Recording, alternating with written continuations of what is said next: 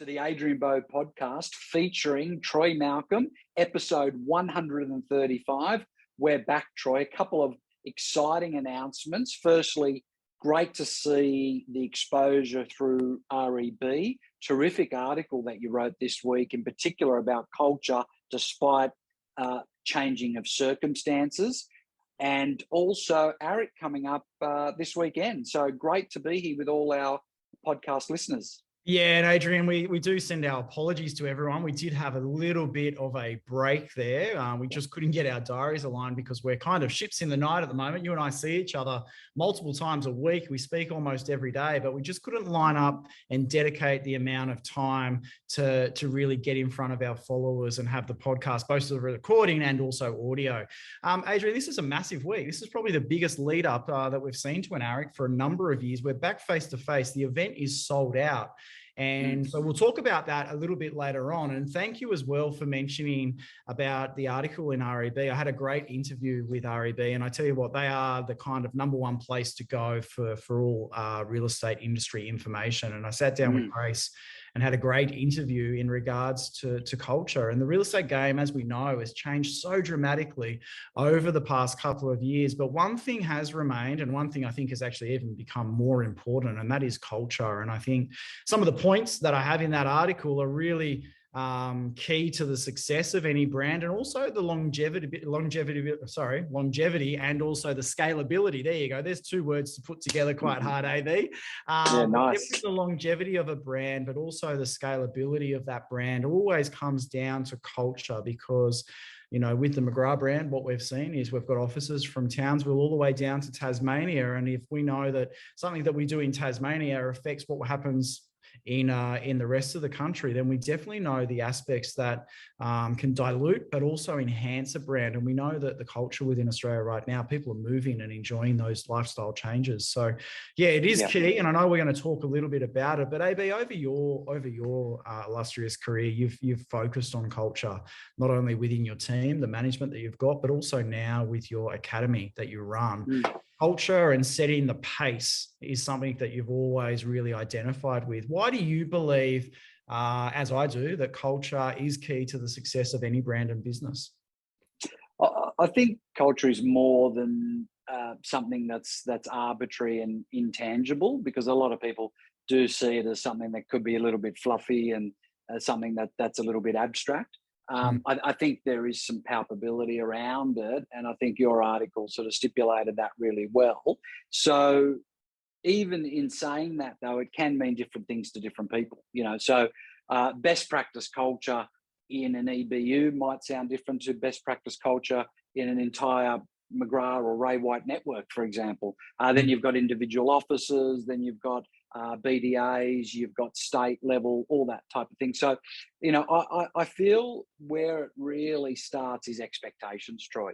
So the only reason culture would be, let's say, frustrating would be because someone's expectations are not met. And usually that's because the expectations haven't been outlined from the outset. So what I mean by that is, if you're a franchisee or an agent and you've got a certain expectation about training resources, for example, and that those expectations were let's say sold to you or advocated upon you, and those expectations weren't met, well, that's going to create cultural frustration. Okay. However, if the resources that we're offering, whether it's training, IT, IP, whether it's actual conferences, whatever it might be at whatever level, I feel as long as people are really honest about what the culture looks like, sounds like, feels like, and as long as you deliver on what you promise, and again, that's at all levels, Troy. That's at brand level, office level, EBU level, and it could go to the most junior person in any team. I know I just recruited sort of a lead generator, if you like, Troy. And I spoke to 4 different young guys, and for the first 3 of them, I said, look, you're going to hate this job, to be honest with you. You're talking 2 years of glorified telemarketing. You won't be exposed to a buyer. You won't be exposed to a seller. Saturdays, you'll be able to help out at open for inspections for 2 years, Monday to Friday. You're going to be on the phones, letterbox dropping, cold calling.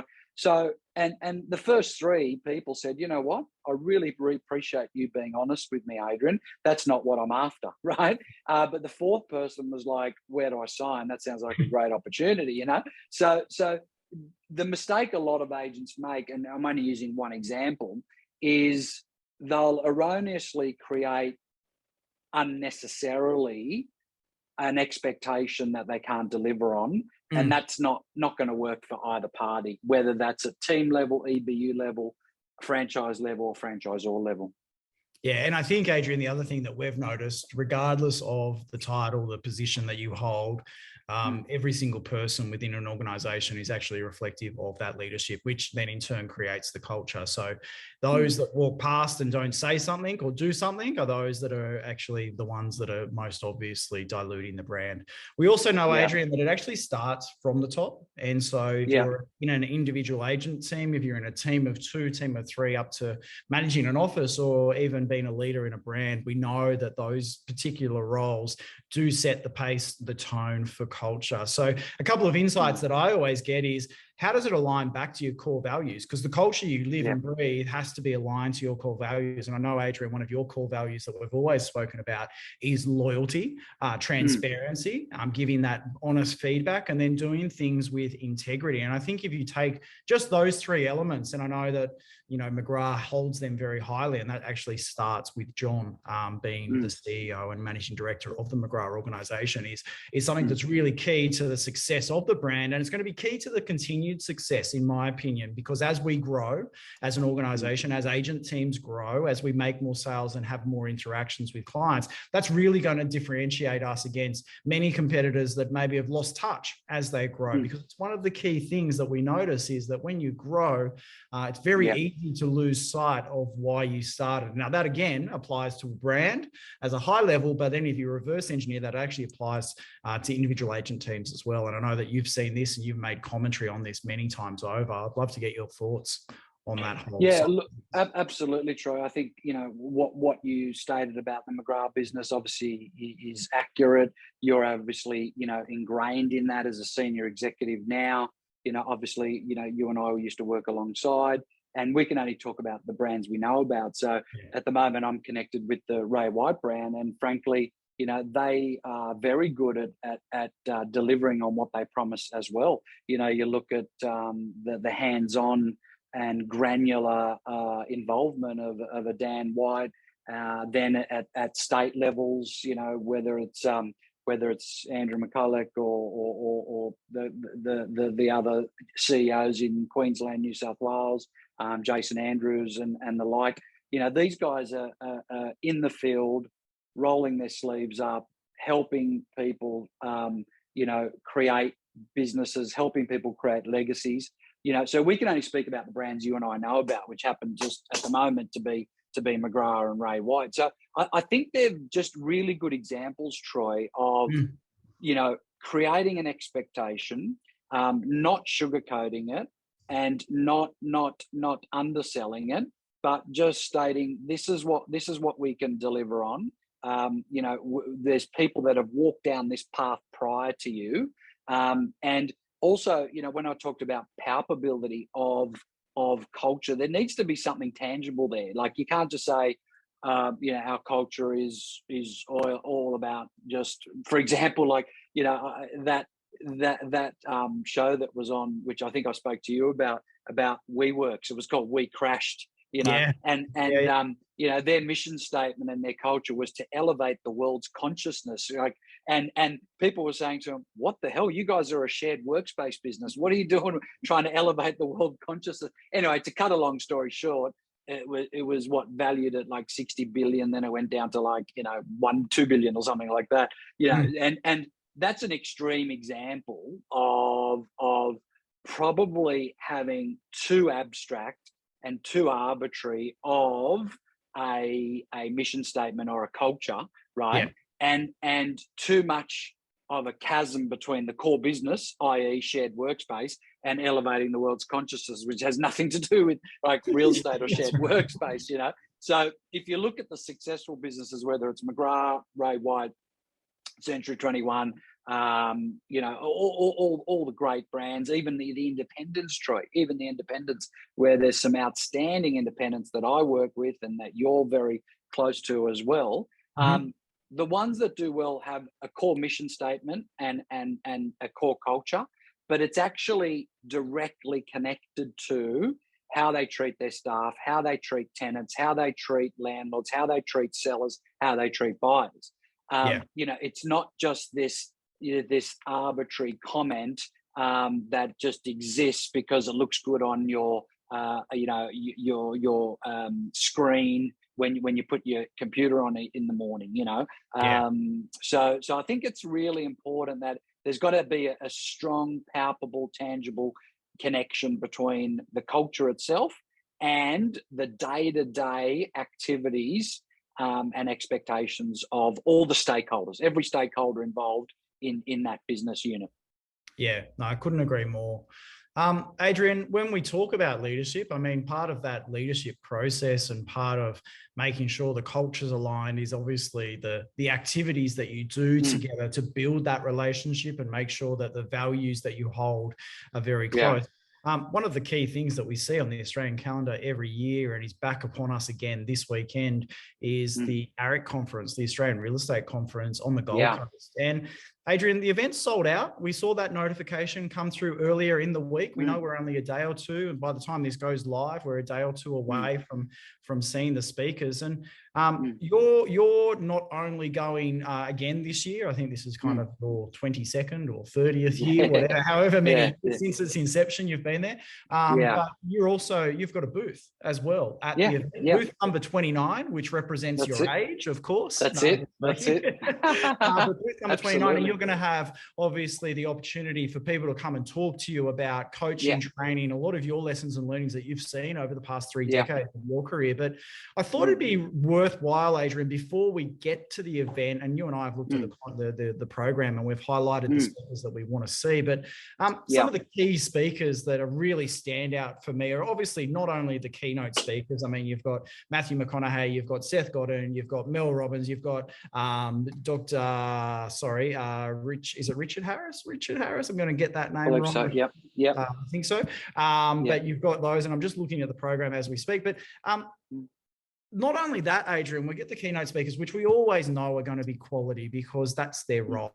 They play such a pivotal role in the performance of AREC. We've also got some speakers that are industry-based, both in property management and also sales, that I tell you what, I'm really excited to see. One of ours is our dear friend, Konstantinopoulos, and how he's 20x'd his business in 20 months and the process amazing that he's followed. But there's others that are there, people like Michael Koloshi from Koloshi on the Gold Coast. I think that's going to be a really powerful Q&A. We also have obviously a number of other speakers that are really going to set us up to have, I would think, and I know that John has said this and they're touting it around, that it's probably going to be the best AREC we've seen. I love the fact that it's sold out. I love the fact that everyone's back together. There's obviously an appetite to do live events. But Adrian, is there anyone that's highlighted out to you that I haven't already mentioned that you would love to kind of see and you've got penciled in to make sure that you're taking notes? I know we do that a lot. We take as many notes as possible from these events. It's quite amazing what we walk away with. But is there anyone else that you would love to see that I haven't already mentioned? Yeah, well, look, Troy, you and I are always, 1A and 1B seats up the front, taking, copious amounts of notes. So no doubt we'll be doing that again this year. And I feel that, the learnings at AREC can be life-changing, because the reality is you only need to implement 3 to 6 actual takeaways and insert them into your business and actually move the needle for it to be effective, and I've got to tell you, for the 30 odd years that I've been attending, that's been my process, is to take pages of notes, then curate it down to 1 page, and then curate that page down to half a dozen actual, not takeaways, but implementations, and some worked really well and some didn't. And I just accepted that. and I just did the same thing the next year and the next year and the next year. So I think that's a really good tip for anyone that's attending. The other thing is you just tend to come back with a bit of a spring in your step, Troy. I think just meeting like-minded people, being around that energy, listening to people that are committed to their craft of real estate, and also listening to people that have nothing to do with real estate. So I remember, being part of the executive leadership team in McGrath. I remember throwing the name out there, Matthew McConaughey, like 5 years ago, and everyone was like, no way, that's not going to happen. And only because I was absolutely blown away by his YouTube clips. I just was like, wow. And then I read his book and I was like, dude, this guy is an outstanding orator, probably one of the best orators that I've ever come across. Content-wise, it was actually less important to me because just his ability to speak and the level of his of the way he was being an orator around the stuff that he was talking about, and a lot of the stuff is practical, pragmatic, industry discriminate. Wouldn't matter if you're in real estate or any or a housewife and everything in between. It wouldn't actually matter. There's just the energy of that guy, and there's something special about him. So I'm just stoked to be able to be seen, viewing him. I know it's by satellite, which makes no difference these days. It's 2022, so that's we've sort of the last few years that's just been standard. Even a lot of my coaching sessions these days, even for people that are in Sydney, still don't mind doing Zoom sessions. It's become the new norm. So I think that's going to be outstanding. So I think the learnings are good. I think the networking is outstanding, and I just think the energy that you can embrace when you come back is important. But the implementations, Troy, is probably the most important thing. Like, you don't want to write copious notes, then put them in your top drawer, and then go back to your bad habits for another 12 months. And then have wasted 2 days because you went out till 3 o'clock in the morning, both nights of ARIC. That's not going to work, And I think that's important to know, is to have that implementation system that you can just take and try. And if it doesn't work, that's okay. At least you had a go. A lot of people, Adrian, as you said, take heaps of notes, put it in the top drawer, pull it out 5 years later. Oh, that was a really good idea. I wish I had implemented that. We're going to be hanging out. So you and I are going to be hanging out quite a lot. For everyone that's wanting to do some lives. We might do some lives from there. Yeah, absolutely. So everyone that wants to catch up with us, booth number 29 will be there. And Adrian, we've also got that we can make more of a mention, I guess, post ARIC, but for our listeners, a little bit of an insight. We have a special event coming up. So it's going to be expressions of interest. It's going to be really limited. It's going to be a small, intimate day together with Adrian and I, and we're going to be putting that information out to you very shortly. So it's going to be super, super intimate, really, really high level stuff that we're going to cover off to help grow our listeners. Because Adrian, we know that we have a lot of loyal listeners that have been with us since the start, but we also know some of the growth trajectories that you've seen with your coaching team has gone to the next level. So we're going to expand that out slightly, but we're still going to remain focused. So keep an eye out for that information. If you're interested in knowing more about that, speak to Adrian or myself. Booth 29 over the course of ARIC. AB, I can't wait to see you. I know we're catching up for breakfast before then and probably each day. But for everyone else, thank you so much for joining us. That's episode number 135, done and dusted, pre-ARIC show. The best thing about this, Adrian, is those that have missed out on tickets, don't worry. We're going to have a post-ARIC show. We're going to be talking a little bit about what we got from it. Obviously, a little bit of insight from the people that we're close to and what they got from it. And we're going to give that to you in a package on our next episode. It'll come to you same time, same channel next week. AB, as always, thank you so much for letting me be part of your podcast. We may need to change the name eventually. I don't know. I'm just feeling it needs to be changing the name somewhere along the way. We'll do that post-ARIC. To everyone else, thank you again for joining us, and we'll see you next week. See you, Troy. Thanks, team.